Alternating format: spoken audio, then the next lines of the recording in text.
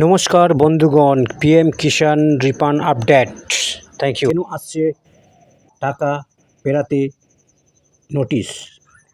প্রধানমন্ত্রী কিষাণ সম্মান নিধি যোজনার আওতায় অনেক কৃষকের কাছেই সরকারের তরফ থেকে টাকা ফেরতের রিফান্ড নোটিশ নির্দেশ পাঠানো হচ্ছে। কোন কোন ক্ষেত্রে 60 দিনের মধ্যে টাকা ফেরত না দিলে আইনি ব্যবস্থা হুঁশিয়ারিও দেওয়া হয়েছে। কেন এই নোটিশ আসছে এবং কারা পাচ্ছে দেখে নিন।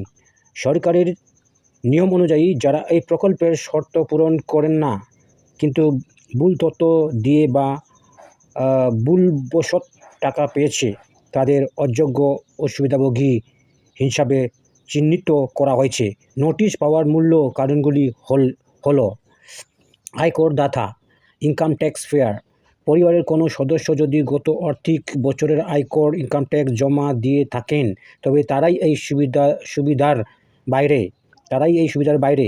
সরকারি চাকরিজীবী ও পেনশনভোগী কোনো সদস্য যদি সরকারি চাকরি করেন, গ্রুপ ডি কর্মী ছাড়া কিংবা প্রতি মাসে 10,000 টাকার বেশি পেনশন পান তবে তারা অযোগ্য।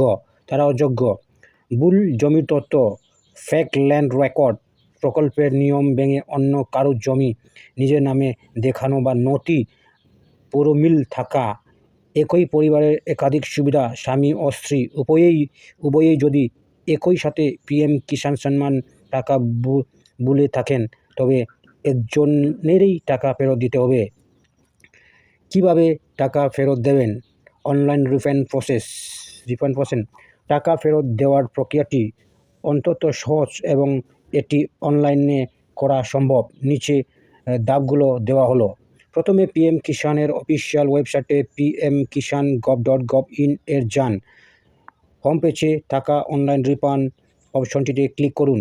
ক্লিক করার পরে আপনার আধার নম্বর, ব্যাঙ্ক অ্যাকাউন্ট নম্বর বা মোবাইল নম্বর দিয়ে সার্চ করুন। যদি আপনি অযোগ্য হন তবে স্ক্রিনে কত টাকা ফেরত দিতে হবে তা দেখাবেন স্ক্রিনে। এরপর বারোড কোষ বা নেট ব্যাংকিং ইউপিআই এর মাধ্যমে অনলাইনের টাকা ফেরত দিয়ে রিসিপ্ট ডাউনলোড করে প্রিন্ট করে রাখুন। এছাড়া স্থানীয় কৃষি দপ্তরে বা ব্লকে অফিসে কৃষক ভবন গিয়ে চালানের মাধ্যমেও সরাসরি টাকা ফেরত দেওয়া যায়। নোটিশ পেলে আপনার প্রথম কাজ কি? সঠিকতা যাচাই করুন। প্রথমে চেক করুন আপনি সত্যিই ওই নিয়মের বাইরে কিনা। যদি ভুলবশত আপনাকে নোটিশ পাঠানো হয় তবে 7 দিনের একটি কুলডাউন